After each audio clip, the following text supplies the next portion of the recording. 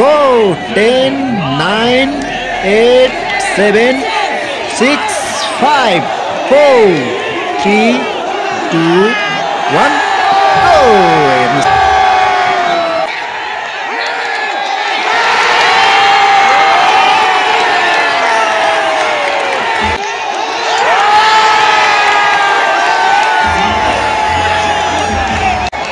नमस्ते सम्पूर्णमा क्रिकेट प्रेमीहरुमा आज चाहिँ मैले यो video Karnali X versus Biratnagar किङको पहिलो भेट भएको खेलमा चाहिँ पहिलो ब्याटिङ चाहिँ कर्णाली एक्सले गर्ने भएको छ, जहाँ कि कर्णाली एक्सले चाहिँ टस जितेर ब्याटिङ रोजेको छ भने विराटनगर किङलाई चाहिँ बलिङको प्रस्ताव राखेको छ।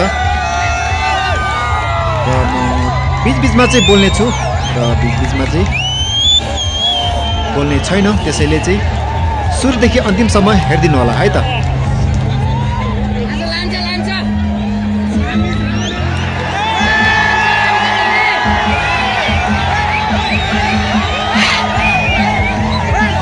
धेरै भन्दा धेरै चाहिँ यहाँ क्राउड कर्णाली एक्सको रहेको छ भने थोरै मात्रामा चाहिँ यहाँ विराटनगर किङको हामी क्राउड देख्न सक्छौँ। त्यसैले गर्दा चाहिँ धेरैभन्दा क्राउड चाहिँ एकदमै कर्णाली एक्सको रहेको छ। यहाँ अब खेल पनि सुरु हुने क्रममा रहेको छ।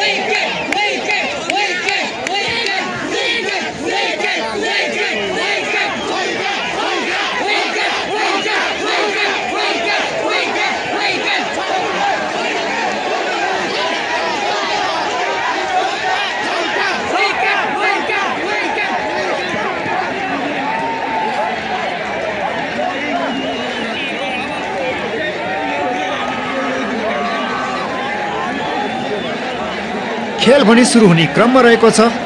यहाँ टिभी स्क्रिनमा हामी देख्न सक्छौँ। यहाँ नम्बर आउनेछ अब। Let's go. 10, 9, 8, 7, 6, 5, 4, 3, 2, 1, go.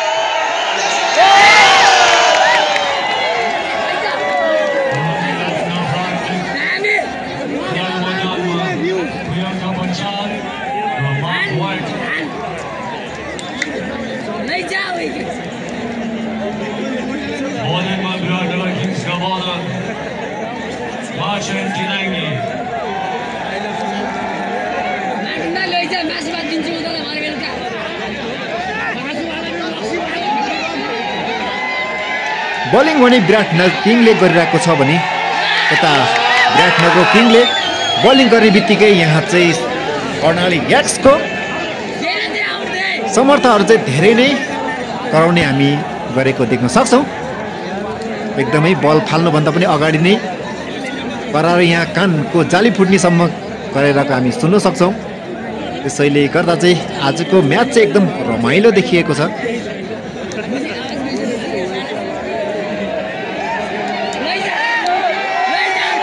यो बल गयो, चौका! चौका कर्णाली एक्सले चौका हानेको छ है त।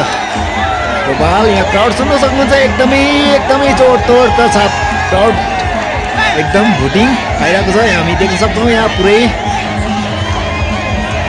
टियु ग्राउन्ड चाहिँ पुरै माहौल नै तातिएको छ आजको दिनमा चाहिँ यो जहाँ कि विराटनगर किङ्स भर्सेस कर्णाली एक्सको म्याचमा चाहिँ।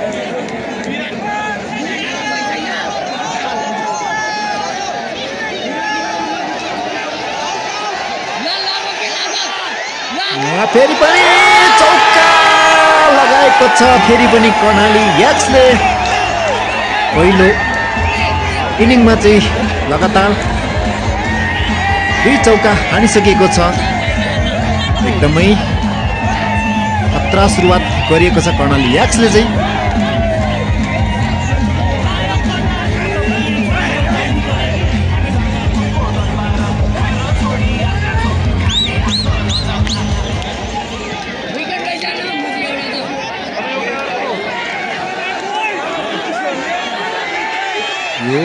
फेरि पनि चौका लगाएको छ कर्णाली एक्सले। लगातार 3टा चौका हानिसकेको छ। ओएमजी खतरा सुरुवात आजको म्याचमा चाहिँ। बाउन्ड्री धेरै जस्तो आइरहेछ। पावर प्ले भित्रमा चाहिँ राम्रो रनहरू बनाइरहेछ कर्णाली एक्सले चाहिँ।